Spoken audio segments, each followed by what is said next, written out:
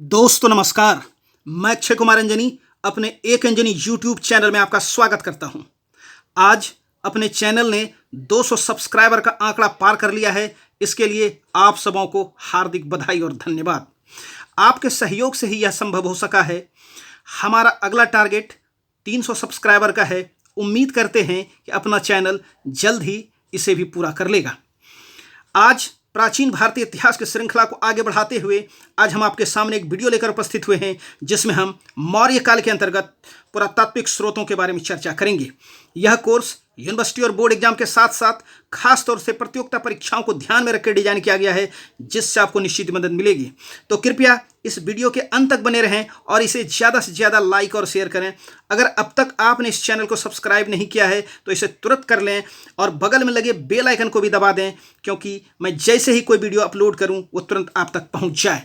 तो हम लोग स्टार्ट करते हैं मौर्य काल के जो है पुरातात्विक स्रोत के बारे में। इससे पहले वाली वीडियो में हम लोग जो है साहित्यिक स्रोतों के बारे में चर्चा कर चुके हैं। यहाँ हम लोग चंद्रगुप्त मौर्य के जो है सहगौरा और महास्थान जो है लेख है, सहगौरा ताम्रपत्र, अशोक के अभिलेख जो 3 तरह के हमको मिलेंगे, शिलालेख, स्तंभ लेख, गुहालेख, और उसके साथ जो है हम लोग रुद्रदामन के जूनागढ़ अभिलेख जो कि 150 ईस्वी का है, ये बाद का है, इसको भी हम लोग देखने का प्रयास करेंगे। इससे पहले हम लोग मौर्य काल में घुसें, उससे बाद का जो चीज़ है रुद्रदामन को ही हम लोग जो है ये पहले पूरा कर लेते हैं। चलिए एक चीज़ आपको बता दें, ये जो चंद्रगुप्त का है ये ताम्रलेख, इसको अभिलेख में उस तरह का नहीं गिना जाता है। भारत में अभिलेख लिखवाने का जो श्रेय है वो अशोक को जाता है, ये दिमाग में बैठा लीजिए। रुद्रदामन का जो जूनागढ़ अभिलेख है ये गिरनार में है, गिरनार अभिलेख, और ये जो है 150 ईस्वी का है, ये मौर्योत्तर काल का है, ये ईस्वी का है, ईसा पूर्व का नहीं, दिमाग में रखिएगा। यह जो है विशुद्ध संस्कृत भाषा में लिखा गया है। कौन? जूनागढ़ अभिलेख। ये चंपू शैली में लिखा गया है। चंपू शैली का मतलब होता है गद्य और पद्य जो है दोनों में जो लिखा जाता है उसको चंपू शैली कहते हैं। इसमें 4 शासकों के नाम हैं, चंद्रगुप्त मौर्य, अशोक, स्कंदगुप्त और ये रुद्रदामन। चलिए हम थोड़ा सा देखें कि जो रुद्रदामन है, रुद्रदामन ये शक शासक हैं, कर्दमक या चष्टन वंश के। संस्कृत, व्याकरण, तर्कशास्त्र, राजनीति के ये जो है प्रखंड विद्वान थे। कौन? रुद्रदामन साहब। देखिए क्या है कि एक चीज़ आप दिमाग में रखिए कि जो है एक झील है ये सुदर्शन झील, और सुदर्शन झील की ही जो है चर्चा के क्रम में जो है हमको कुछ जो है जानकारी मिलती है, और उस संदर्भ में ये जानकारी हमको कहाँ से मिल रही है? ये जानकारी हमको मिलती है जूनागढ़ के स्तंभ से। इसमें 4 शासक के जो है हम लोग चर्चा के ये जिक्र है, चंद्रगुप्त मौर्य, अशोक, रुद्रदामन और स्कंदगुप्त।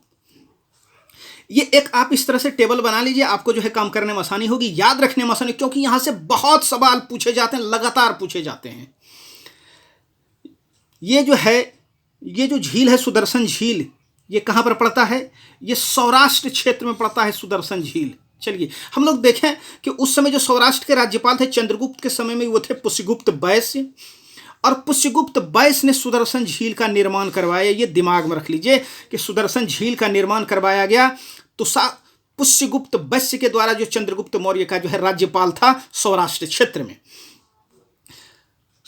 अशोक के राज्यपाल तुषास्प ने इस झील का पुनर्निर्माण करवाया और यहाँ पर जो है नहरों का निर्माण करवाया, नहर निकलवाया इनके द्वारा। रुद्रदामन के राज्यपाल थे यहाँ पर सुविशाख दत्त, इसने यहाँ पर झील पर जो है बांध का पुनर्निर्माण करवाया और बांध को जो है 3 गुना ज़्यादा मजबूत बनाया।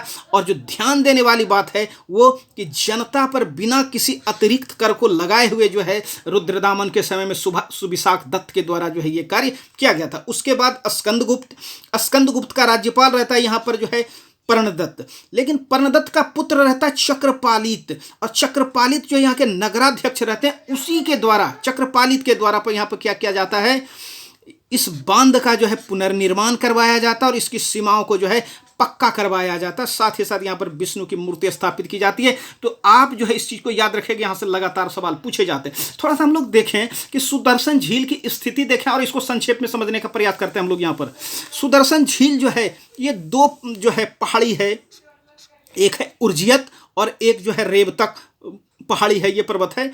और उससे जो दो नदी उर्जियत साइड से ये दो नदी निकलती, एक पलासनी नदी, एक जो है सुवर्णसिक्ता नदी। और इन दोनों के ऊपर जो है क्या क्या, ये देखिए ये बांध बनाया गया। और जब बांध बनाएंगे तो यहाँ पर जो है झील का निर्माण हो गया। और ये झील का जो है किसने निर्माण करवाया? ये निर्माण करवाया जाकर के पुष्यगुप्त वैश्य, जो चंद्रगुप्त का राज्यपाल था। और यहाँ पर नहर निकालने का काम किसने किया? ये तुषास्प ने, जो अशोक के राज्यपाल था। याद रखिएगा, पलासनी नदी और जो है सुवर्णसिक्ता नदी। चलिए आगे बढ़ते हैं। आगे बढ़े हम लोग। चंद्रगुप्त मौर्य के समय जो है ये सौराष्ट्र का जो है ताम्रपत्र, ये सोहगौरा का ताम्रपत्र सॉरी, और गोरखपुर में ये अवस्थित है। एक है महास्थान जो कि बांग्लादेश के जो बागोर डिस्ट्रिक्ट में है। इन दोनों अभिलेखों में अकाल के अवसर पर राज्य द्वारा राज्य कोष्ठागार से अनाज वितरण का वर्णन मिलता है। किसमें? चंद्रगुप्त के सोहगौरा और ताम्रपत्र और महास्थान के जो है लेख से। चलिए उसके बाद हम लोग जो है अशोक के अभिलेख को देखते हैं। और अशोक के अभिलेख को संक्षेप में यहाँ पर आपके लिए जो है तैयार किया गया। इसको बहुत सारा क्वेश्चन आपको यहीं से मिल जाएगा। अशोक का अभिलेख एक, खोज किसने की अशोक के अभिलेख की? टिफेन थेलर महोदय ने सबसे पहले दिल्ली टोपारा जो स्तंभ लेख है उसको खोजा गया था 1750 ईस्वी में। चलिए एक, पढ़ने का श्रेय सबसे पहले किसको जाता है? जेम्स प्रिंसपे को जाता है। 1837 ईस्वी में इनके द्वारा जो है ये चीज़ पढ़ा गया था। लेकिन यहाँ पर जो देवानाम्पी लिखा गया था, इनका जो है ये तादम्य स्थापित करते हैं श्रीलंका के साथक टिस्सी थे। तो ये जो है ये गलती कर देते हैं। बाद में हम लोग देखेंगे कि मास्की का जो अभिलेख प्राप्त होता है तब जो है पता चलता है उस तरह का चीज़ कि यह अशोक का था। ये प्रभावित किससे था अशोक का स्तंभ? ईरान के शासक है डेरियस प्रथम या दारा प्रथम। ये हखामनी वंश के शासक, इससे प्रभावित थे कौन? अशोक। लेखक का नाम जो है, लेखक का नाम एक जगह आता है चापड़। जब आप ब्रह्मगिरी के अभिलेख पढ़ेंगे तो वहां पर जो है ब्रह्मगिरी लघु शिलालेख में इनका जिक्र आता है। इनका हस्ताक्षर रहता है, लेकिन वो हस्ताक्षर है खरोष्टी लिपि में। चलिए तो लेखक जो है चापड़, दिमाग में रखिए। लिपि जो है, लिपि चार तरह की लिपि का प्रयोग यहाँ पर किया गया। ब्रह्मी लिपि, खरोष्टी लिपि, ग्रीक लिपि और अरेमाइक लिपि। ये चार तरह की लिपि कहाँ का प्रयोग होता है इसको हम लोग जो है देखेंगे। भाषा प्राकृत, ग्रीक और कुछ अन्य भाषा भी कहीं के प्रयोग किया गया है। एक जगह पर दुभाषिया या द्विलिपि लेख हमको देखने को मिला है। ये अफगानिस्तान में पड़ता है। जगह है सरेकुना या कंधार। यहाँ पर ग्रीक और अरेमाइक दोनों लिपि का प्रयोग किया गया है एक साथ। कहाँ पर? सरेकुना जो है अभिलेख में। उसके बाद हम लोग देखें, उसके बाद जो है केवल अरामाइक लिपि का प्रयोग कहाँ पर किया गया? लमघान, जलालाबाद पड़ता है कहाँ पर? अफगानिस्तान में। यहाँ पर सीरियाई भाषा का प्रयोग किया गया है। चलिए खरोष्टी लिपि का प्रयोग जो है ये शहबाजगढ़ी और जो है ये मानसेरा में किया गया। मानसेरा और शहबाजगढ़ी में जो है खरोष्टी लिपि का प्रयोग ये जो है दाएं से बाएं ओर जो है लिखा जाता था। ये जो है यहाँ से जो ज़्यादा सवाल है यही खरोष्टी से, यही जो है लमघान से, यही सरेकोना से, यहाँ से ज़्यादा सवाल उठता है, पूछा जाता है। दिमाग में इसको रखिएगा। और इसकी जो संख्या है, अभिलेखों की संख्या, ये 47 स्थानों से प्राप्त जो है अभी तक 150 से अधिक जो है प्राप्त हो चुके हैं। तो ये संक्षेप में अशोक अभिलेख। उसके बाद हम लोग अभिलेखों के प्रकार देखें। जो अशोक अभिलेख के प्रकार देखें तो शिलालेख हैं ये दो तरह के, एक बृहद शिलालेख और एक जो है लघु शिलालेख। बृहद शिलालेख की संख्या 8 और इसमें 14 बातें हम लोग इसको देखेंगे। स्तंभ लेख, इसमें भी बृहद स्तंभ लेख और जो है लघु स्तंभ लेख। बृहद स्तंभ लेख की संख्या 6, इसमें 7 बातें, इसमें 14 बातें, इसमें 7 बातें। गुहा लेख ये अशोक के भी हैं और जो है दशरथ के भी हैं। देखिए ये एक है पृथक शिलालेख। पृथक शिलालेख में 11, 12, 13 को जो है नहीं रखा गया है। ये क्या है हम लोग आगे इसको समझेंगे। और ले मिला है ये कहाँ पर? ये धौली में मिला है जो पुरी डिस्ट्रिक्ट में पड़ता है, और ये जोगढ़ में मिला है जो गंजाम डिस्ट्रिक्ट में पड़ता है, उड़ीसा में दोनों। स्तंभ के लिए, स्तंभ जो है बनाते थे, स्तंभ के लिए जो पत्थर का इस्तेमाल किया था वो चुनार के खान से प्राप्त किया जाता था। ये पूछा जाता है। ये एकास्म और पॉलिशदार चमकीला होता था। चलिए ये जो गुहा लेख है इसको यहीं पर हम लोग समझ लें। ये बराबर या खल्लीवत की जो है पहाड़ी है वहां उसको काट कर बनवाया गया है अशोक के द्वारा अपने राज्याभिषेक के 12वें वर्ष। नाम है सुदामा, विश्व झोपड़ी, इनका जो है 19वें वर्ष राज्याभिषेक और कर्ण चौपड़ जो है इसका जो है बाद में निर्माण करवाया जाता है। नागार्जुन की पहाड़ी को काटकर जो है अशोक के पौत्र दशरथ के द्वारा लोमस, गोपी, बर्थिका और जो है बहिका गुफा का जो है निर्माण करवाया जाता है। ये अशोक और दशरथ दोनों जो है देवानाम पिय की जो है उपाधि धारण करते थे। और ये गुहा लेख है, इसमें ब्रह्मी लिपि जो है ब्रह्मी, ये अभिलेख में लिपि ब्रह्मी और भाषा जो है ये प्राकृत और खरोष्टी का प्रयोग किया गया है। हम लोग जो है पहले इसको देख चुके हैं। और ये जो गुफा बनवाया गया ये आजीवक संप्रदाय के लिए बनवाया गया था। चलिए थोड़ा सा जल्दी आज बढ़ना होगा, बहुत सारा चीज़ है, लेकिन आप लोग जो है इत्मीनान से रहिए। ये थोड़ा जटिल चैप्टर है और यहाँ से बहुत सारे सवाल पूछे जाते हैं। अगर आप प्राचीन भारत में देखेंगे तो जो है मौर्य काल से तो बहुत सारे सवाल पूछे था, उसमें भी सबसे ज़्यादा अशोक में भी सबसे ज़्यादा जो है उनके स्तंभ ये अभिलेख से ही पूछे जाते हैं, इसलिए इनको करना बड़ा जरूरी है। बृहत शिलालेख देखें, बृहत शिलालेख के प्राप्ति स्थल देखें कहाँ कहाँ से प्राप्त हुए हैं। तो सबसे पहले हम लोग जो है शहबाजगढ़ी को देखें। शहबाजगढ़ी और मानसेरा जो है, शहबाजगढ़ी मानसेरा दोनों पाकिस्तान में, शहबाजगढ़ी पेशावर और मानसेरा हजारा पाकिस्तान में पड़ता है, हजारा डिस्ट्रिक्ट में। यहाँ पर जो खरोष्टी लिपि का प्रयोग किया गया। उसके बाद देखें हम लोग कालसी, ये देहरादून उत्तराखंड, आपके लिए मैप बना दिए ताकि आपको याद करने में आसानी हो। और उसके बाद जो है ये धौली और जोगढ़, ये दोनों उड़ीसा में पड़ता है। धौली पुरी डिस्ट्रिक्ट और जोगढ़ जो है गंजाम डिस्ट्रिक्ट। एर्रेगुडी जो है, एर्रेगुडी कर्नूल डिस्ट्रिक्ट आंध्र प्रदेश में। और उसके बाद सोपारा ये पड़ता है महाराष्ट्र के थाने में। और गिरनार ये जूनागढ़ गुजरात में। और उसके बाद हम लोग ये जो है ये बृहत शिलालेख है। कुछ इम्पॉर्टेंट लघु शिलालेख जो पूछा जाता है वो है जलालाबाद, ये अफगानिस्तान में पड़ता है। लमघान शिलालेख ये लघु शिलालेख है, ये यहाँ पर देखिए बना हुआ है। उसके बाद सरेकुना ये भी लघु शिलालेख है, ये कंधार अफगानिस्तान में पड़ता है। यहाँ पर ग्रीक और अरेमाइक जो है लिपि का प्रयोग किया गया है। तो ये था प्राप्ति स्थल। हम लोग थोड़ा सा देखें, अच्छा देखें सबसे पहले कि जो है ये शिलालेख क्या है। ये बृहत शिलालेख जो है और ये लघु शिलालेख, ये आकार में बड़े हैं, ये आकार में छोटे। लेकिन एक जो सबसे बड़ा डिफरेंस है कि जो बृहत शिलालेख है उसमें जो विषय वस्तु है सब में एक ही है। ये 14 इसमें जो है 14 बातें लिखी गई है, एक तरह से आप समझिए 14 आर्टिकल है। और लघु शिलालेख में जो है अलग अलग शिलालेख, अलग अलग बातें, लेकिन बृहत शिलालेख में सब जगह पर एक ही बातें, धौली और जोगढ़ को छोड़ के कुछ बातों को लेकर। चलिए लघु शिलालेख के प्राप्ति स्थल देख लें जल्दी से। सरेकुना कंधार हम लोग देख चुके हैं, ये अफगानिस्तान में पड़ता है। ग्रीक एवं अरेमाइक भाषा का प्रयोग, अरेमाइक लिपि का प्रयोग किया गया है। लमघान या जलालाबाद ये अफगानिस्तान में केवल अरेमाइक लिपि का प्रयोग।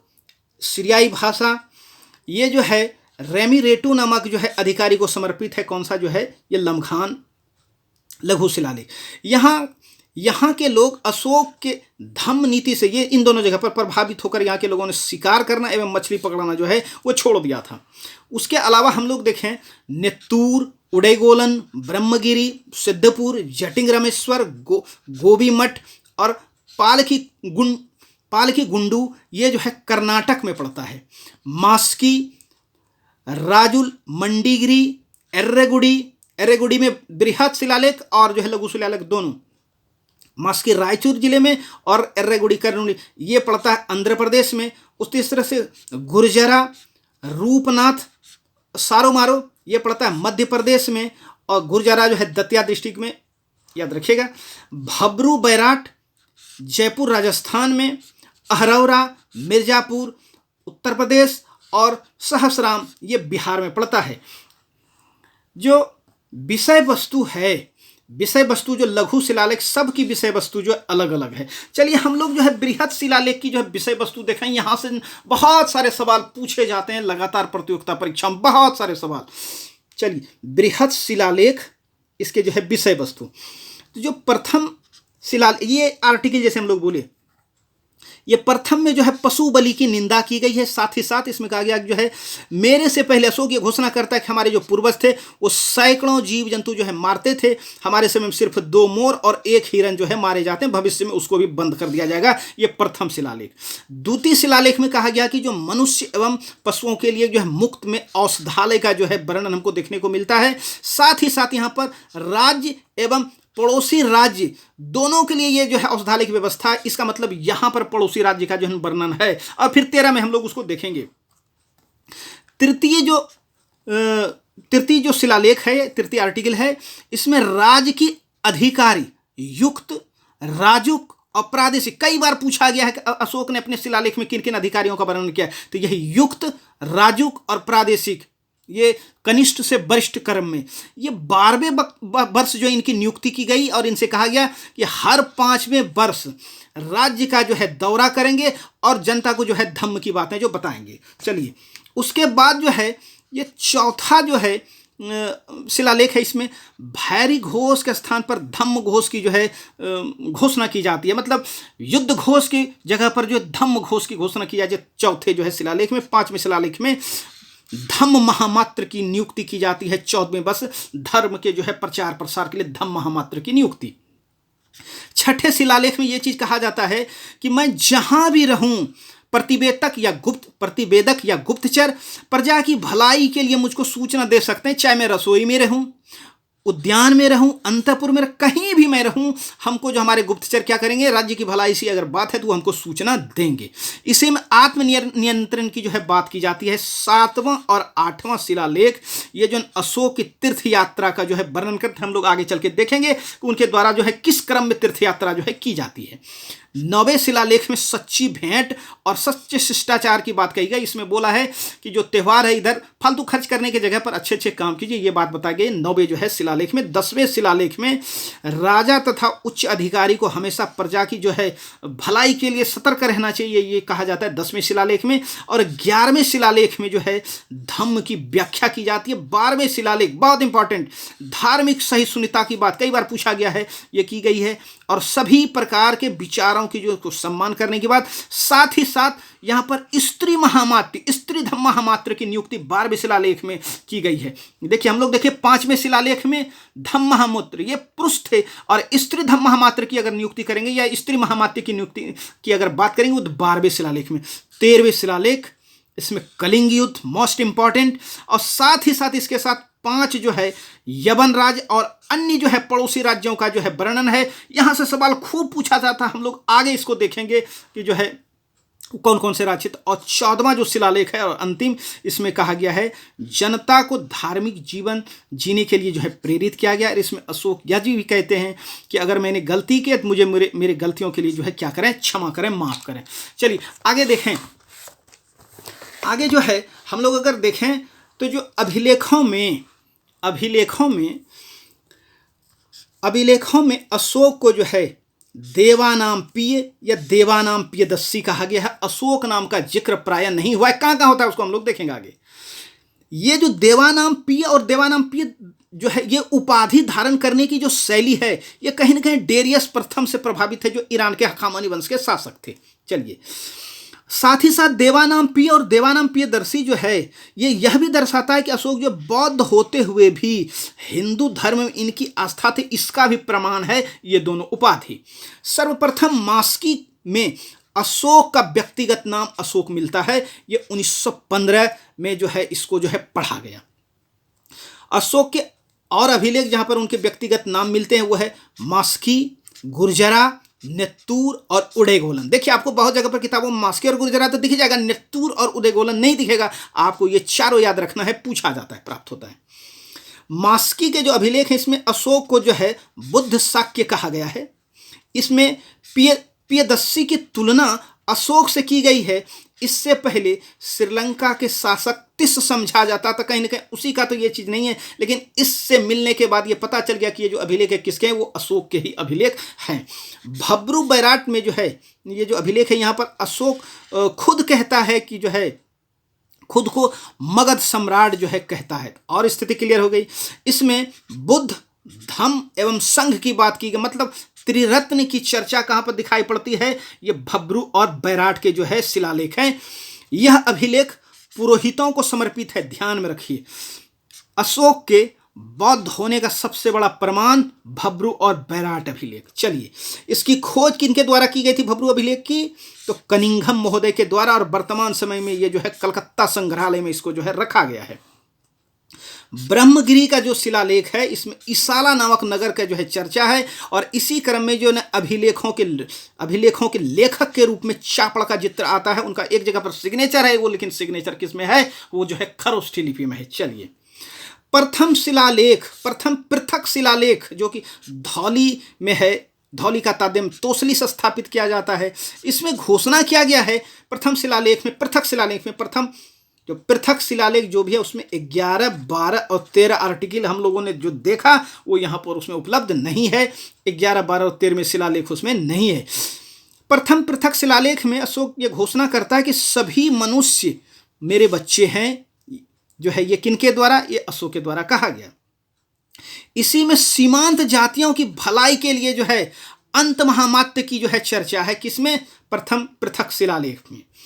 धौली जो कि तोसली एवं जोगड़ जो कि समापा में जो पृथक शिलालेख मिले हैं, तोसली एवं समापा के जो महामात्य एवं उच्च अधिकारी है उससे उसको संबोधित है, और उसको संबोधित करते हुए ये उसको संबोधित है, और उसको संबोधित करते हुए उच्च अधिकारी को संबोधित करते हुए कहा गया है, सम्राट अशोक का आदेश है कि प्रजा के साथ पुत्रवत व्यवहार हो, जनता को प्यार किया जाए, अकारण लोगों को कारावास का दंड या यातना नहीं दिया जाए। ये घोषणा करते हैं कहाँ? धौली और जोगड़ के जो है पृथक शिलालेख। इसका मतलब है कहीं ना कहीं जो है अधिकारी लोग अत्याचार करते थे।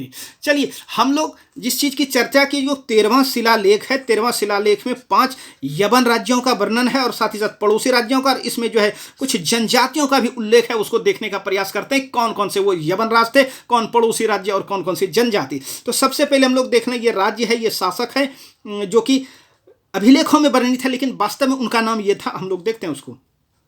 सीरिया के शासक कौन थे? अंतकीन, अभिलेखों में चर्चा, लेकिन ये वास्तव में इनका नाम था एंटियोकस द्वितीय थियोस। मिस्र के शासक कौन? तुर्मय, अभिलेखों में तुर्मय, लेकिन ये कौन थे? ये टॉलमी फिलाडेल्फस द्वितीय। मैसिडोनिया के शासक अंतिकीन, जिसको एंटिगोनस गोनाटस कहा गया है वास्तव में, और एपिरस के शासक थे मग, इनको यहां भी मग ही कहा गया है। सीरियन के शासक अलीक सुंदर, ये वास्तव में अलेक्जेंडर थे कोरिन्थिक के। तो इनका जो है चर्चा है। आप जो है एक इसी तरह से आप बना लीजिए, आप याद करें। बस यहां से खूब क्वेश्चन पूछा जाता है, बहुत क्वेश्चन, पता नहीं क्या है पूछने वालों को, लेकिन यहां से खूब क्वेश्चन पूछा जाता है। पड़ोसी राज्य के नाम और कौन कौन? चोल, पांड्य, केरल पुत्र, सत्यपुत्र और श्रीलंका की जो है चर्चा यहां पर। और जनजाति कौन कौन से?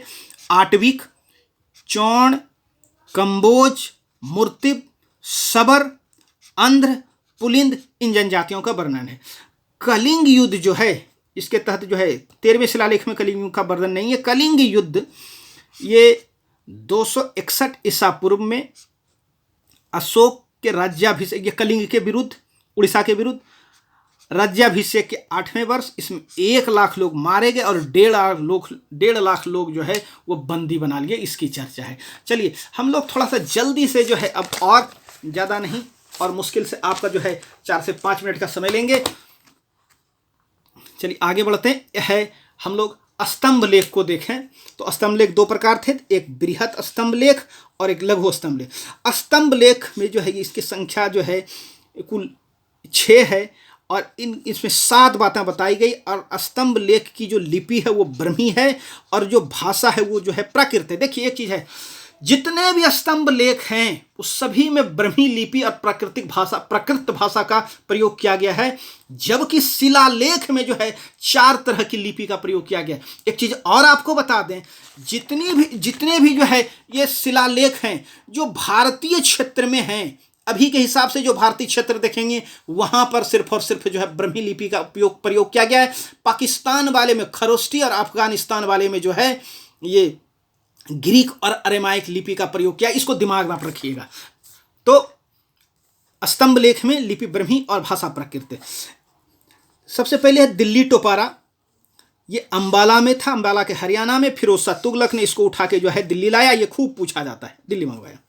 जेम्स प्रिंस्पे ने जिस अभिलेख को 1837 ईस्वी में पढ़ा था ब्रह्मी लिपि एवं ग्रीक लिपि की जो है सहायता से, वो वास्तव में कौन सा अभिलेख था जिसको पढ़ा था? ये दिल्ली टोपारा का ही स्तंभ अभिलेख था, जिसमें पियदस्सी की जो पहचान है इनके द्वारा, जेम्स प्रिंस्पे साहब के द्वारा अशोक से नौ करके श्रीलंका के शासक जो है तिस से की गई थी, जिसकी जो है बाद में ये अशोक जो साबित होता है। दीप वंश एवं महावंश में यह उपाधि अशोक के लिए प्रयुक्त हुआ है, हम लोग जानते हैं। और इस अभिलेख में चौहान शासक बीसल देव की भी कुछ बातें जो है लिखी गई है। मेरठ, दिल्ली मेरठ अभिलेख सबसे पहले 1750 ईस्वी में टिफेन थेलर महोदय ने जो है इसकी खोज की। किसकी? दिल्ली मेरठ अभिलेख की। फिरोज शाह तुगलक ने इसको भी जो है दिल्ली मंगवाया। लौरिया नंदनगढ़ जाने, दिल्ली टोपारा और दिल्ली मेरठ ये सबसे बड़ा है। इसमें पूरी की पूरी जो है 7 बातें, और जो आप फिर देखेंगे ये जितने भी शेष बचते हैं इसमें जो है 6 बातें ही है। लौरिया नंदनगढ़, लौरिया अरेराज और रामपुरवा, ये तीनों जो है चंपारण डिस्ट्रिक्ट बिहार में पड़ता है।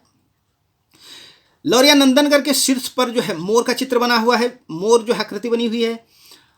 रामपुरवा में जो है ये वृषभ शीर्ष है। ये 2 भाग में है, 2 जगह, एक में वृषभ शीर्ष, एक में जो है शेर शीर्ष। एक है, यहां से भी खूब सवाल पूछा जाता, देखिए, कौशाम्बी या प्रयाग स्तंभ लेख, इसे रानी का स्तंभ लेख भी कहा जाता है। इसमें अशोक की पत्नी करुवाकी एवं पुत्र तीवर की चर्चा है, तीवर का वर्णन है। इसमें स्त्री महामात्य की भी चर्चा है। किस अभिलेख में? कौशाम्बी स्तंभ लेख में। इस पर समुद्रगुप्त का प्रयाग पर स्थिति भी जुड़ा हुआ है। इसी पर अकबर के समय जहांगीर ने इसे प्रयाग लाया, जिसे इलाहाबाद के किले में स्थापित किया गया। इसमें 4 शासकों का जो है नामोल्लेख मिलता है। कौन कौन से? अशोक, समुद्रगुप्त, अकबर और जहांगीर। चलिए लघु स्तंभ लेख देख लें। लघु स्तंभ लेख कौन कौन से? सारनाथ, इसमें जो है ये सारनाथ पड़ता है बनारस यूपी में। इसमें संघ भेद को रोकने का आदेश दिया गया है। इस पर जो है बनी हुई सिंह आकृति, इन पर जो प्रतीक चिन्ह भारत सरकार के द्वारा जो लिया गया है, ये सारनाथ से ही लिया गया है। सांची के जो लघु स्तंभ लेख है, यहाँ पर अशोक कहते हैं कि जो भी भिक्षु, यहाँ भी संघ भेद के बारे में जो है रोकने की चर्चा है। यहाँ पर कहा गया है, अशोक कहते हैं कि जो भी भिक्षु या भिक्षुनी संघ भेद को भंग करेगा, भिक्षुनी संघ को भंग करेगा, उसे श्वेत वस्त्र पहनाकर अयोग स्थान पर रखा जाएगा। ये कहाँ पर? ये सांची में। कहते हैं सांची पड़ता है रायसेन एमपी में। निगलीवा या निगाली सागर, यहाँ पर अशोक के द्वारा कनक मुनि के जो स्तूप है उनका जो है द्विवर्धन या द्विगुना किया जाता है। ये नेपाल में पड़ता है। रुम्मनदेई या लुम्बिनी, ये भी पड़ता है नेपाल में। यहाँ पर कर व्यवस्था के बारे में हमको जानकारी मिलती है कि अशोक अपने राज्याभिषेक के 20वें वर्ष लुम्बिनी जाता है, और वहाँ पर जो है भू राजस्व की जो दर है वो 1/6 से घटाकर 1/8 कर देता है। और साथ ही साथ जो धार्मिक कर है, धार्मिक कर को क्या करते हैं? वो धार्मिक कर को जो है माफ कर देते हैं। चलिए अशोक की धर्म यात्रा, हम लोग पहले चर्चा किए थे। अशोक की धर्म यात्रा का क्रम देख लें हम लोग। सबसे पहले वो जाते हैं बोध गया, अपने राज्याभिषेक के जो है 10वें वर्ष। बोध गया जहाँ पर उनको ज्ञान की प्राप्ति हुई थी। ज्ञान की प्राप्ति के बाद वो कहाँ जाते हैं? जहाँ पर उनको निर्वाण प्राप्त होता है, कुशीनगर में। और कुशीनगर के बाद जो है वो जाते हैं कहाँ पर? जहाँ जो है बुद्ध का जन्म हुआ था, ये लुम्बिनी, ये 20वें वर्ष जाते हैं। और उसके बाद वो वहाँ जाते हैं जहाँ पर जो है जो उनका राज्य था, तो वो जाते हैं फिर कपिल वस्तु। और कपिल वस्तु के बाद जाते हैं कहाँ पर? सारन, जहाँ पर वो जो है सर्वप्रथम उपदेश दिया था। और उसके बाद जाते हैं श्रावस्ती, जहाँ पर जो है बुद्ध के द्वारा सबसे ज़्यादा जो है वर्षावास किया गया था। तो अगर आप जो है इससे पहले के बुद्ध वाले वीडियो को नहीं देखा तो उसको देखिए। प्ले स्टोर में जाइए, एक अंजनी यूट्यूब चैनल में प्ले स्टोर में अगर आप जाइएगा तो आपको जो है आपको प्राचीन भारत से संबंधित मिलेगा, बहुत सुंदर जानकारी दी गई। आप उसको जो है पढ़िए, सुनिए। चौथा स्तंभ लेख है। इसमें कहा गया है कि जिस प्रकार माता पिता योग्य धात्री के हाथों में बच्चों को सौंपकर अस्वस्थ हो जाते हैं, उसी प्रकार मैंने ग्रामीण जनता के सुख के लिए राजू की नियुक्ति की है। ये कथन किनका? ये कथन है अशोक का, दिमाग में रखिएगा। अशोक से पूर्व प्राक ब्रह्मी या ब्रह्मी का जो है प्राचीन रूप लिपि का प्रयोग किया गया। कहाँ कहाँ पर? अनुराधापुर, ये पढ़ते हैं कहाँ पर? ये पढ़ता है श्रीलंका में, पिपराहवा सिद्धार्थनगर यूपी, सहगौरा गोरखपुर यूपी और महास्थान बागौर। तो इस तरह से ये आज का जो है हमारा ये चैप्टर समाप्त होता है। उम्मीद करते हैं कुछ ना कुछ जो है आपको इससे लाभ मिलेगा। थोड़ा सा लेंदी चैप्टर है, लेकिन आप इसको 2 बार 3 बार इसको देखिए। यहाँ से बहुत सारा सवाल पूछा जाता है। और एक बार आपको फिर से 200 सब्सक्राइबर की बहुत बहुत बधाई और शुभकामनाएं। अंत में अपने मित्रों के बीच ज़्यादा से ज़्यादा इसको शेयर करें, इस चैनल को, because sharing is caring. Thank you, धन्यवाद, बहुत बहुत धन्यवाद, बहुत बहुत धन्यवाद।